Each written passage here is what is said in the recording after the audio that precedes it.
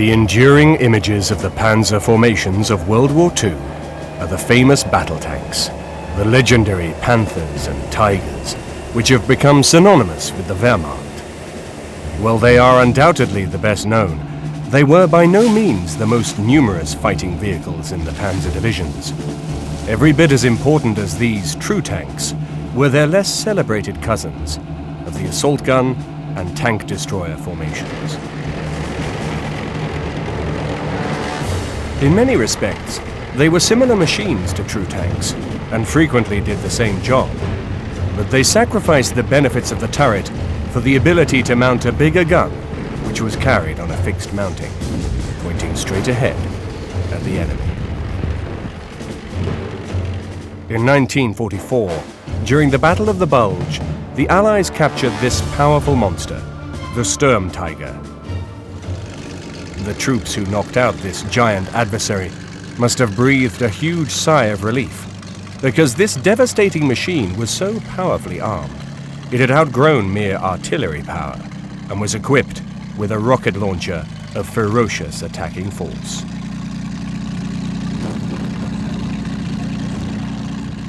It was designed to attack even the strongest fortification. Due to the range limitations of its rocket launcher, the Sturmgeschütze had to get very close to its target to fire its payload.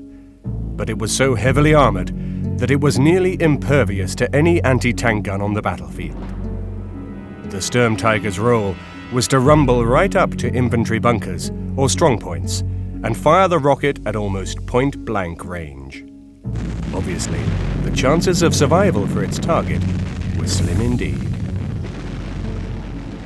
The enormous rockets it carried were so heavy, the vehicle needed its own crane to be able to load the shells. Once loaded, the inside of the tank was so cramped, it carried enough rounds for only 13 shots. But when it did fire, the results were devastating. The Sturmgeschütze was the last in a line of turretless tanks, which the German army had produced in increasing quantities since the outbreak of World War II. But this highly specialized vehicle was produced so late in the war that only 19 were manufactured before Germany finally surrendered. The idea was to fire an enormous shell with a sort of plunging round that would come whistling down out of heaven and whop whatever was underneath it good and hard.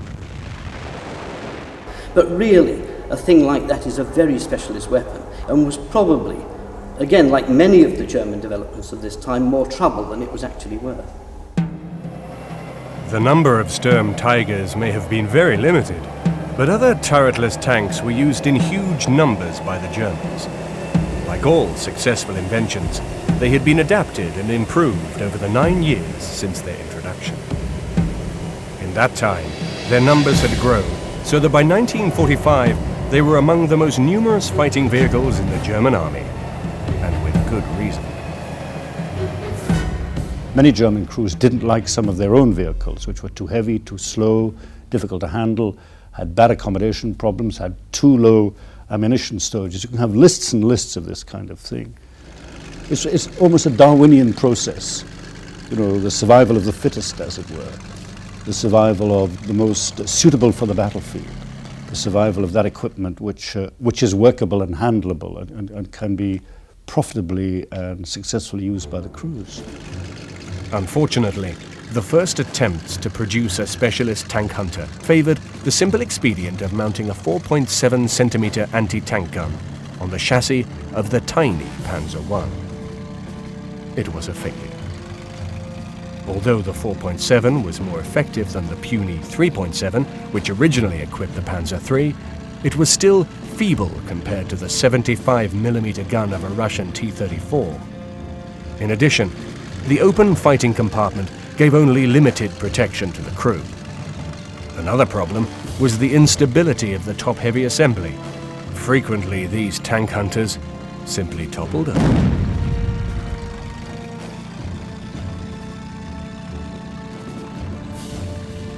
During 1942, frustrating attempts were made to improve upon the Panzer I in the form of the Marder II and III tank destroyers. These strange hybrids used the Panzer II chassis, the Czech 38T chassis, and sometimes even mounted a captured Russian 76mm anti-tank gun. They proved to be little more than an improvised stopgap in a steadily worsening situation on the Eastern Front. But they did go some way towards holding the advancing tide of Russian armor, while real tank killers could be developed. They discovered very early in 1941 that they didn't have anti-tank capability. They just didn't. So what they did, they improvised, and they took, as you know, the Czech 38T tank. It was a Czech tank built by Škoda, and stuck a captured Russian anti-tank guns on top of it. And that became, you know, the Marder 3. The first Marder was actually an anti-tank gun stuck on a French Lorraine chassis. Well, that wasn't much good. But you really had to do something very quick. And the strange thing is that that whole series of German vehicles produced on the chassis of the Czech 38T and the 38D became really very successful. Partly because the chassis and the suspension was very good, and partly because they put the right guns on it. And so when you've got machines like that, which in fact perform very well, whatever their hybrid origins, if they work in the field, that's fine. But that's an extraordinary story, I think, of the marriage between Czech tank design, Russian anti-tank guns, and if I may put it this way, German adaptive engineering, and you get virtually a different weapon system, and a very successful one, and which in fact even outlasted the end of the Second World War.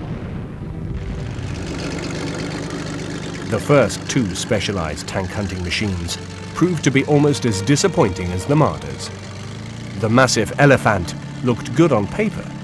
It was based on the 80 Porsche chassis, which had been built for a proposed rival to the Tiger. This gave the five-man crew the same all-round protection as the Sturmgeschütze. In addition, the Elefant was massively armored and sported the deadly 88mm gun. It made a much heralded debut at the Battle of Kursk.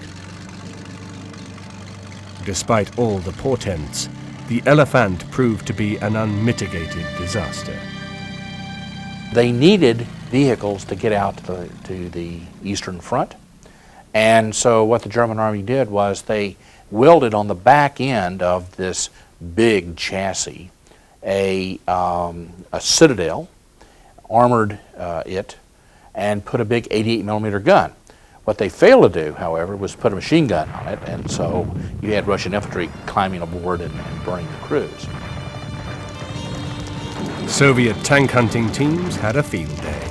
The hapless crews inside the Elefant had no means of effective resistance against infantry, and 40 of the 80 Elefants deployed at Kursk were destroyed in the first 2 days of fighting. It wasn't everybody's favorite. It was very difficult to handle. It was a huge target itself. I mean, who wanted to be burned alive or blown to pieces in one of these things? So very rapidly, the German Ordnance Corps develops a machine gun that all you had to do was pop the hatch, stick this thing out, and it had a curved barrel. And you could hose the vehicle off with this curved barrel weapon. So a very innovative way to do things. The remaining machines were ignominiously withdrawn to be refitted with machine guns before being sent to Italy, where the survivors were destroyed in the battles following the Anzio landings. More effective in battle than the Elefant was the Nashorn or rhinoceros. It also featured the fearsome 88mm gun, but inexplicably left the crew unprotected in an open fighting compartment. The high silhouette of the Nashorn made it an easy target, but nonetheless, nearly 500 were issued between 1943 and 1944. The Nashorn was the chassis of the Panzer IV that they took the turret off of and put not so well armored, but a citadel on the back of that, and they also put an 88mm gun on that. And the idea was, of course, to pick off the Russian tanks at long ranges so that they couldn't close down on your position. The Nashorn was phased out with the introduction of the first really successful purpose-designed German tank hunter, the Jagdpanzer IV, Manufactured by Vomag, this sleek machine boasted low silhouette, a machine gun for close defense, and gave its crew the all-round protection of thick, well-sloped armor. The first really effective purpose-designed tank killer had arrived. But in 1944, it had arrived too late to tip the balance.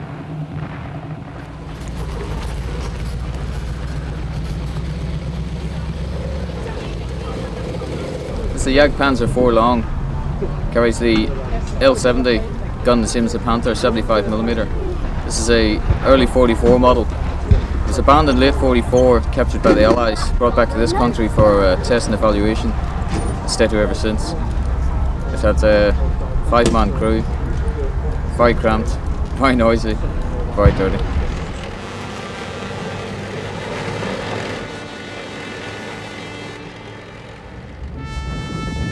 The Allied bombing campaigns, now paralyzing Germany's industry, limited the numbers produced to just under 1,800. By this stage of the war, there was never going to be enough to stem the tide of armor flooding in against Germany from every side.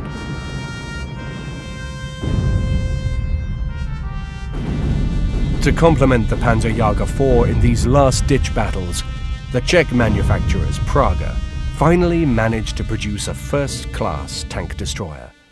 This was the Hetzer. Much smaller than the Panzer Jager IV, it nonetheless packed a highly effective 76mm gun. Coupled with very good sloping armor, excellent mobility and a very low silhouette, this small vehicle, which resembled a miniature Panzer Jager, was deceptively powerful and was much loved by its crews.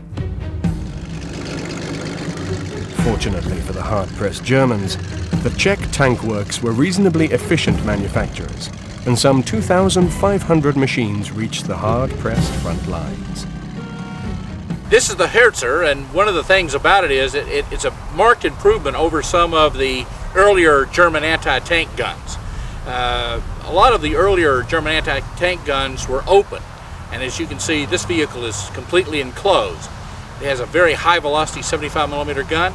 It's made in Czechoslovakia. Very good suspension system, a very good engine, and the crews liked it very, very, very much.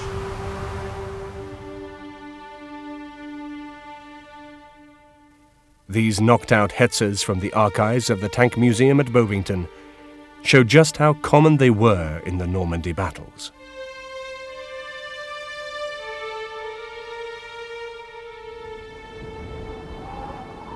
Supplied in even more limited numbers was the next machine to emerge from the German armament industry, the Jagdpanther. Based on the successful chassis tank design for the Panther tank, by following the principle of dispensing with the turret, the Jagdpanther could carry a high-velocity 88mm gun, as opposed to the 76mm gun of the ordinary Panther. Its superb sloped armor gave the Jagdpanther enormous defensive advantages, a relatively low silhouette, and a fearsome attacking power. However, production difficulties meant only 350 of this, the best tank destroyer of the war, ever reached the front. This rare footage shows a transporter train moving these precious machines to the hard-pressed Russian front. This is the Jagdpanther. It's been called the best tank destroyer of World War II, and that's probably the case. It has a very, very good gun. It's an 88mm gun. The Panther itself had a 75mm gun, but by doing away with the turret, you can lower the profile of the vehicle. You can armor up the front of this very, very well, and it became a very, very effective anti-tank weapon. The crews liked it. But it does have some deficiencies, not the least of which is the running gear. Now, if you notice, the running gear here is shaped very oddly. You have a single wheel here, but 2 road wheels here, a single here, 2 here, and so on and so forth. Well, one of the things that happens with this vehicle is mud gets up in here, and it would freeze. And so you get up the next morning and you have a pillbox. That's one fault. The other problem, though, is notice that if this road wheel back in here, the one back in here, fails, and you need to replace it, you need to take off 5 road wheels. this one, that one, this one, and this one to get to it. So there's a lot of maintenance involved in this vehicle. And two, back up here on the back deck, if you have to work on this thing, if it broke down, there are a lot of places where you have to work upside down and blind on it. And if you drop your tools, they're gone. In even shorter supply than the Jagdpanther was the cumbersome Jagdtiger, a veritable fortress on tracks. In keeping with the German practice of mounting larger guns into turretless tanks, the Jagdtiger mounted a massive high-velocity 128mm gun, which was so powerful it could destroy any Allied tank on the battlefield at almost any range. Fortunately for the Allies, only 48 were produced, and these so late in the war that even their massive firepower could not hope to thwart the inevitable tide of defeat. Most were destroyed by their own crews when they ran out of fuel, broke down, or had fired the last of their ammunition. This is the Jagdtiger, and this is a really bad idea. It's the chassis of the Tiger II tank. It has a 128mm gun in it. It's the largest anti-tank gun mounted on a chassis in World War II. But the vehicle is just huge. Combat loaded weight of about 85 tons. So no bridge could support it in Europe. There's a major river, every 50 miles in Europe, so no bridge could take it. You had to raft it across rivers. And two, it gets about 8 gallons to the mile. This when the German army had very little fuel. When you fill this thing up with a fuel browser, you're looking around for another one right away. These are the field tracks. And when this thing moved by railroad track, you had to put on smaller tracks so the two trains could pass each other on parallel tracks. So the crews did not like this vehicle. It was sort of meat on the table for rocket-firing Typhoon and P-51 aircraft.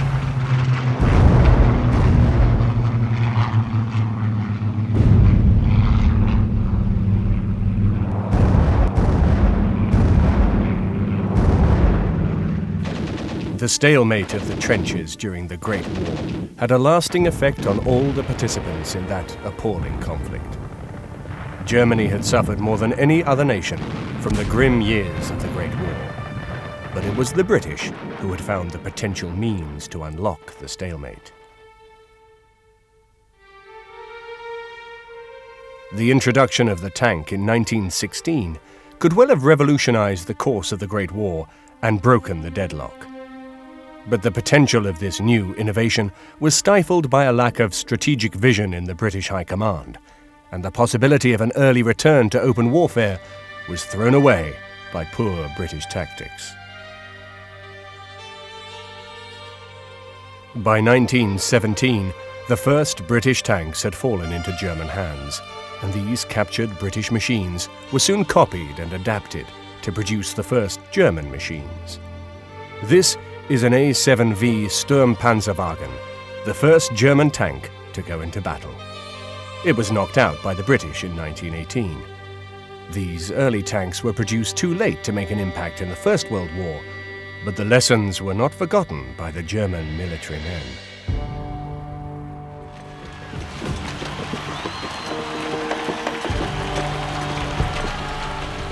In 1939, the scars which came from long years of attritional warfare during the Great War were still fresh for the defeated Wehrmacht.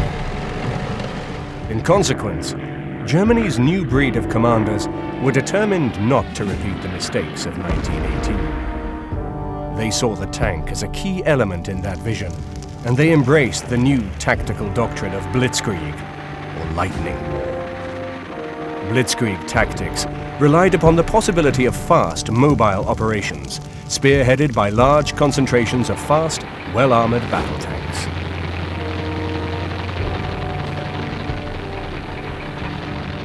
Under Blitzkrieg tactics, all of the tanks of the army were concentrated into the fast-moving Panzer divisions, which would thrust deep into the rear positions of an enemy force, spreading panic and confusion as they advanced from the narrow point of penetration. The shock of the advance required a high level of artillery support at the point of attack, and also harnessed the extra power of air interdiction.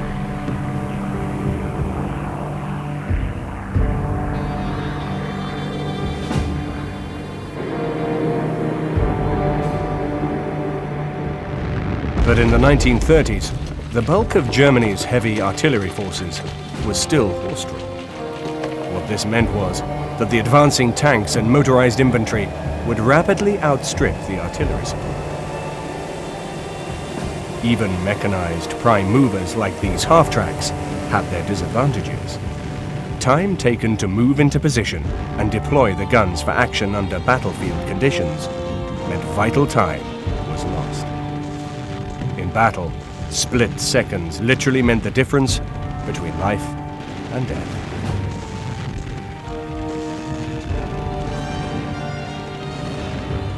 The Blitzkrieg depended on several elements working in conjunction with each other.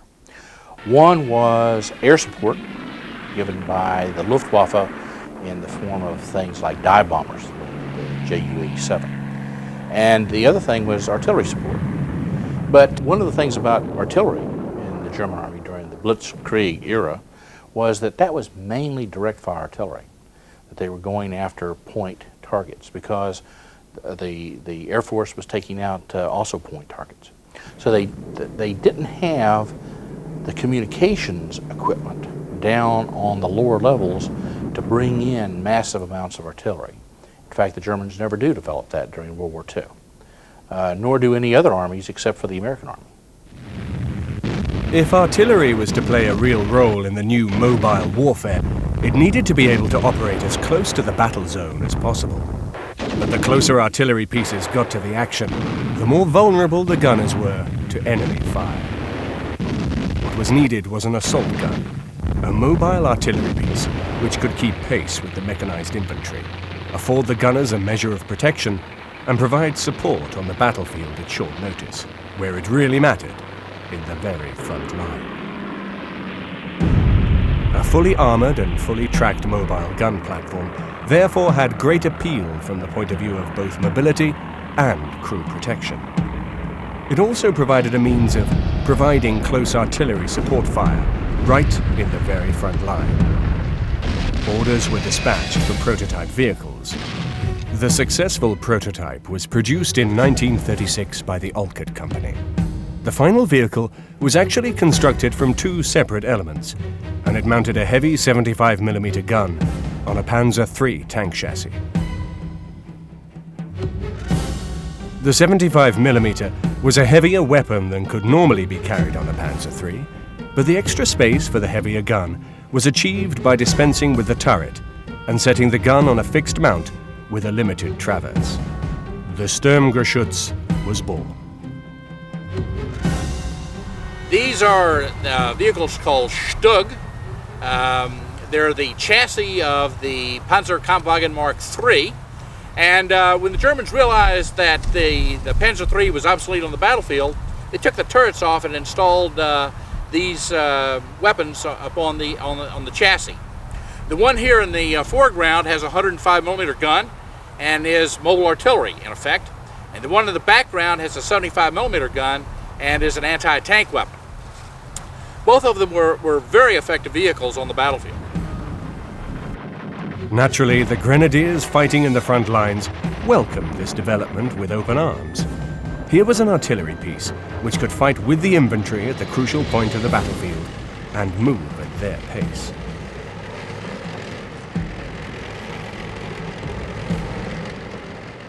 Throughout the long years of World War II, the Sturmgeschütze crews never came to regard themselves as tank men. They wore different uniforms and still considered themselves to be artillerymen who happened to man mobile assault guns. But they were still gunners at heart. Who commands them? The tank crews, the tank chaps said, there are guns. And the artillery said, no, there are guns. And I think, and I rather know, that each side in each army, each one had their favourites, as it were. But it depended what the tactical task was. The Wehrmacht had to discover the relationship between their self-propelled anti-tank artillery, their armour, and then specialised self-propelled artillery doing various kinds of jobs. From the gunners' point of view, they quickly grew to love the Sturmgeschütze. After all, They were now protected against direct infantry fire and felt themselves impervious to anything but direct artillery fire. The powerful 75mm gun meant they packed a real punch in the attack. The Sturmgeschütze had a crew of 4: the commander, driver, loader, and gunner. It soon became the proud boast of the Sturmgeschütze crews that their men were all volunteers, always ready to answer the infantryman's call to bring up the guns. The new assault gunners took to the role with great enthusiasm. Although the cramped interior of each Geschütz officially had room for only 44 rounds, the crews soon found that they could carry 90 rounds of ammunition by stacking extra rounds in layers on the floor of the vehicle. This meant the guns could stay in action for longer and continue to give their support to the infantry for longer periods. In the coming years, that would be a great advantage.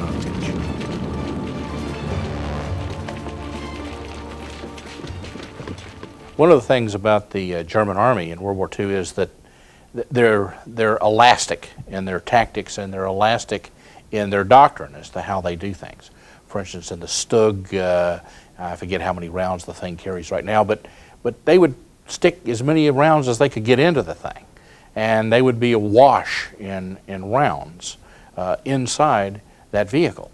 And the vehicle is not very roomy to start with, but they found very, very innovative ways to stick rounds into the vehicle. Despite the early signs of promise, these first machines were produced in small numbers, and only 30 Geschützes were available for the French campaign of 1940. But they acquitted themselves well in their first actions. Orders were immediately given for the production of a further 500 machines. These machines equipped the first Sturmgeschütze batteries which served in the Blitzkrieg campaigns through the Balkans and into Russia. It's not going to fight like a tank in the normal sense. It's not going to get into direct assault action. It's going to support the tank by bringing in wider natures of firepower, more high explosive and that kind of thing. The great advantage of a self-propelled gun is that you can get a larger gun onto a given chassis than you could if it was in a turret. And you do that, as in the case of the machine behind me, by putting a 75mm gun into a fixed superstructure on the tank, where in a gun tank you'd probably get no more than a 50mm gun onto the same chassis. Initially, Sturmgeschützes were organized into independent battalions. Each battalion was composed of 3 troops, which originally had 6 guns each. The commander of the battalion also had his own vehicle. In later years, the number of vehicles in each troop was raised to 10, and the battalions were renamed as brigades, which in theory fielded 31 Sturmgeschütze.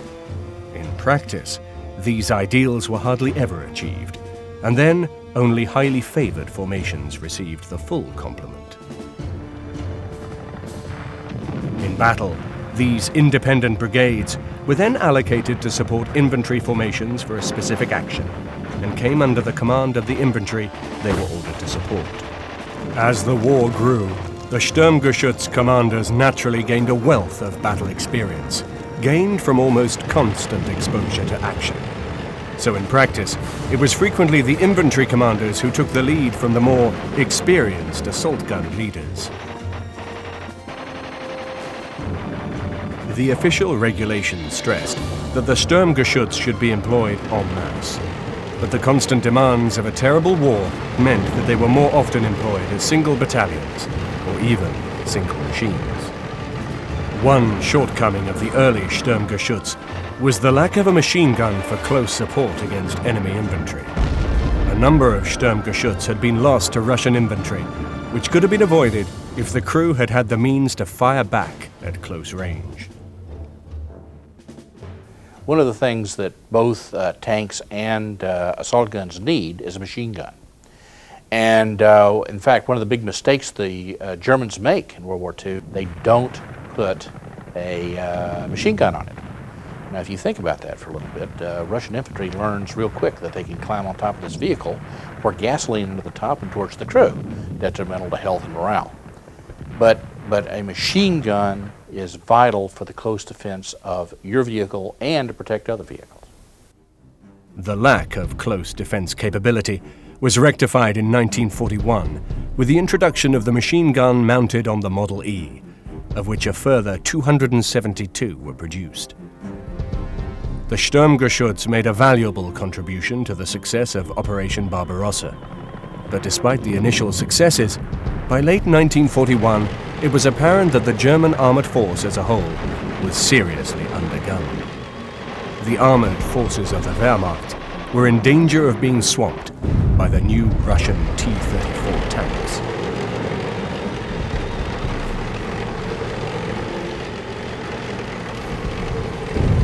The waves of Russian tanks armed with the high-velocity 76mm gun were far more deadly at longer ranges than the 50mm gun, which equipped most of the Panzer IIIs, which was then Germany's main battle tank.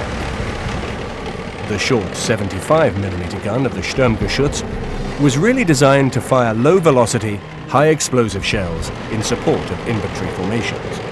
And although it used the relatively small chassis of the Panzer III, the fact that it had no turret allowed the StuG to be upgunned to incorporate the deadly, long-barreled 75mm gun, which could not be fitted to a Panzer III. With this gun, the Sturmgeschütze was more than a match for the T-34. The addition of such a powerful L-43 anti-tank gun made the Sturmgeschütze much more than an infantry support weapon.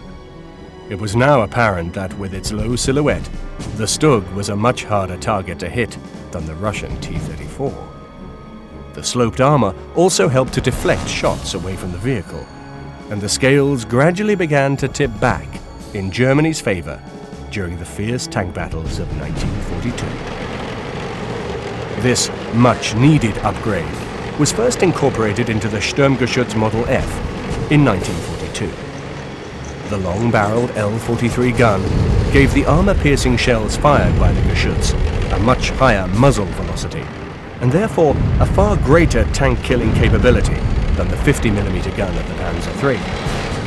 It was now obvious that the Panzer III had evolved as far as it could, and the model was phased out.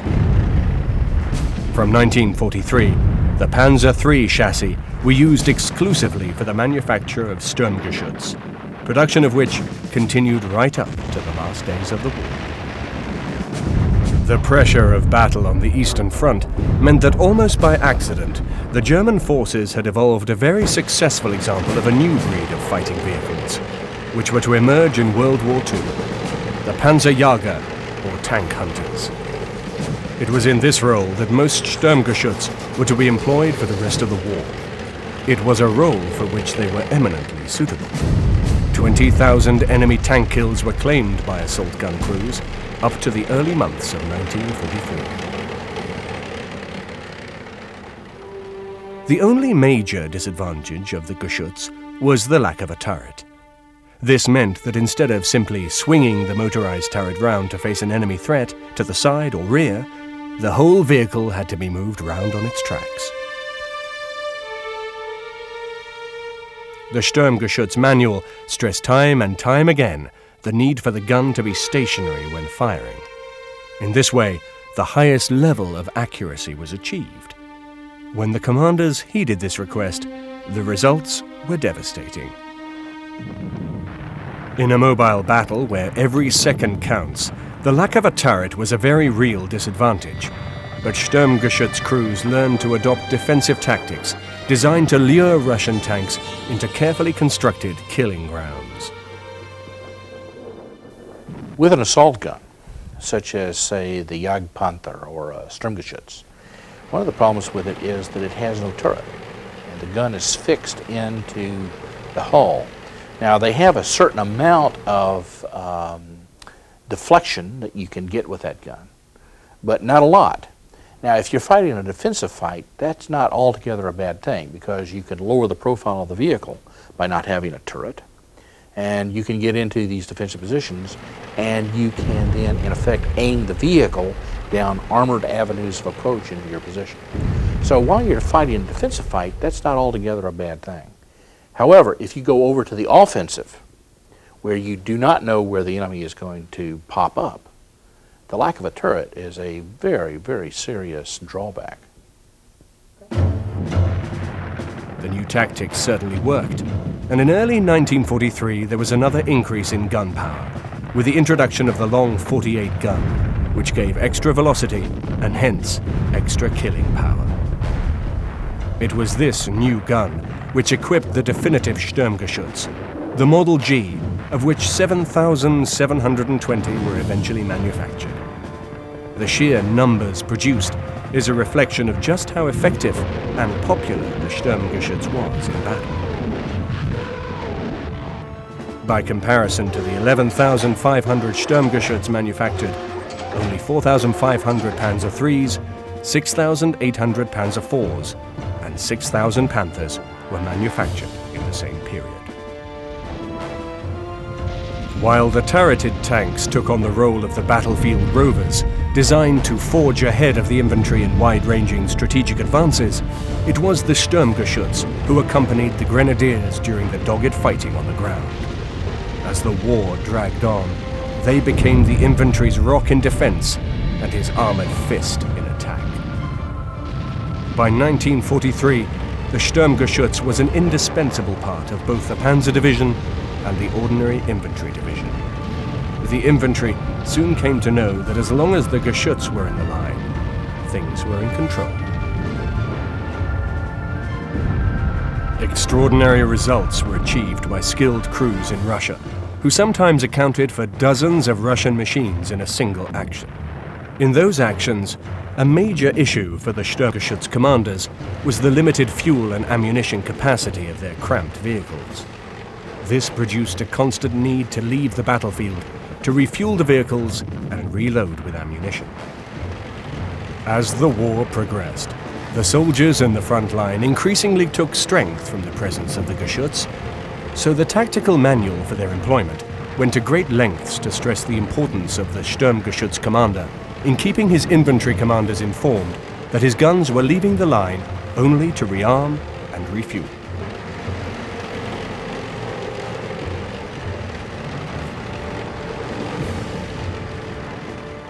It was a standard rule of Sturmgeschütze tactical doctrine that if possible, not all machines would be withdrawn from the line at the same time, but that they should leave the field in relays.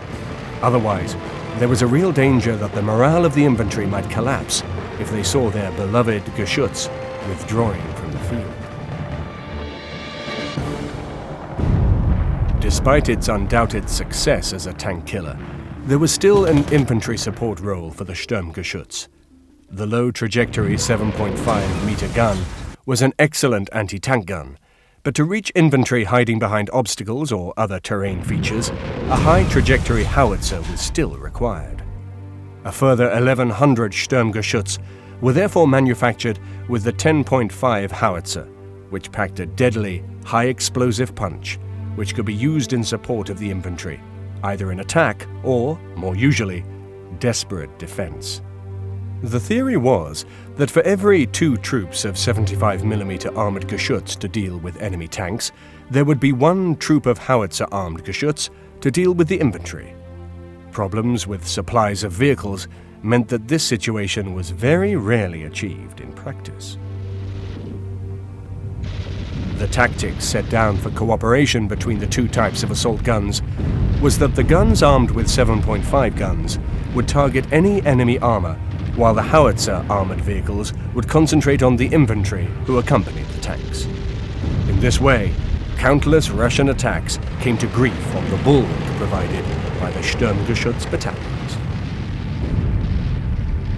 By 1943, the obvious success of the Sturmgeschütze in the field led the Allies to target the Alket factory, responsible for the production of StuG IIIs, for priority bombing.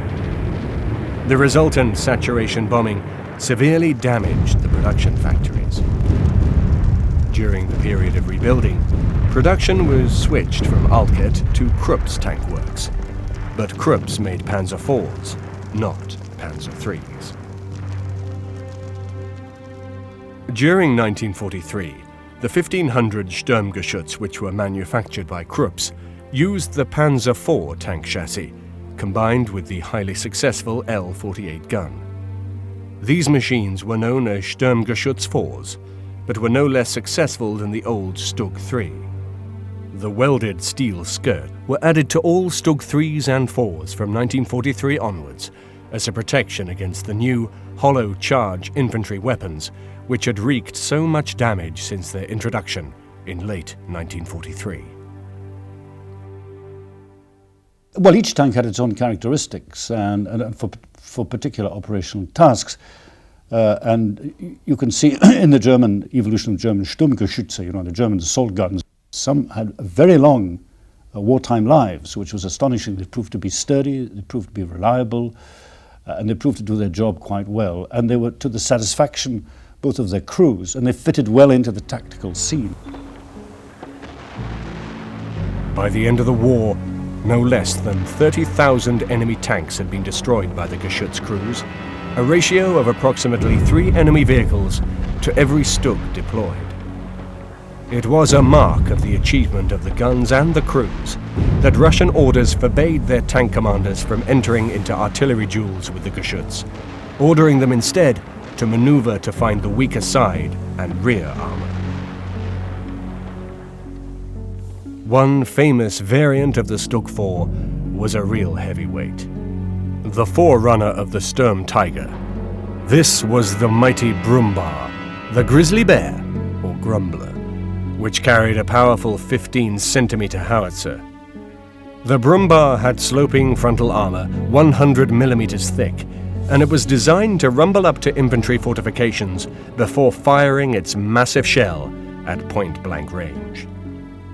The Brummbär was originally developed to cope with the close-quarter street fighting at Stalingrad, but delays in production meant that they did not see active service until the Battle of Kursk in 1943.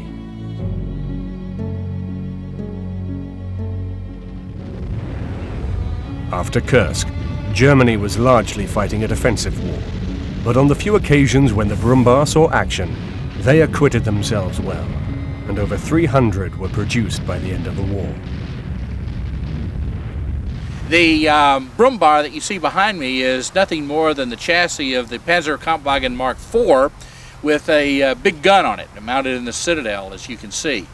And the reason this vehicle came about was the Germans learned very quickly in the Battle of Stalingrad that they had problems of taking out defensive positions in towns, and also defensive positions one and all.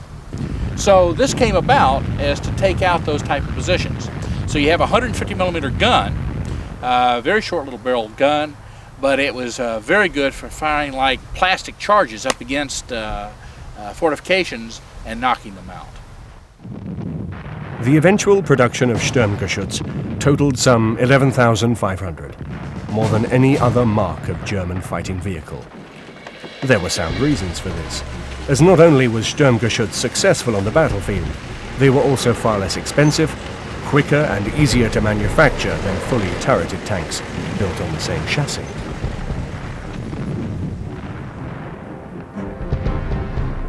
This was a vital consideration for Germany's hard-pressed manufacturing industry.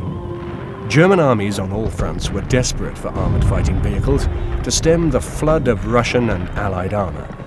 So production resources were increasingly switched to the production of Sturmgeschütze, which were well suited to fighting a defensive war. In 1943, the role of Sturmgeschütze as protectors of the infantry was reversed when each increasingly precious gun was given its own dedicated squad of grenadiers to protect these valuable machines against the increasingly sophisticated weapons carried by Allied tank hunting teams. Although it was not purpose-designed as a tank killer, the StuG had provided a solid solution to the tank destroyer role, almost by accident. German attempts to produce a dedicated tank killer by design were far more troubled. The Sturmgeschütze experience had shown that by dispensing with a tank turret, it was possible to mount a much heavier gun on the existing tank chassis. Despite the inevitability of the final defeat, the men of the Sturmgeschütze and Panzerjäger formations fought like lions to the bitter end. losses grew to frightening proportions, and many panzer divisions fought until literally the last machine rumbled into its final battle.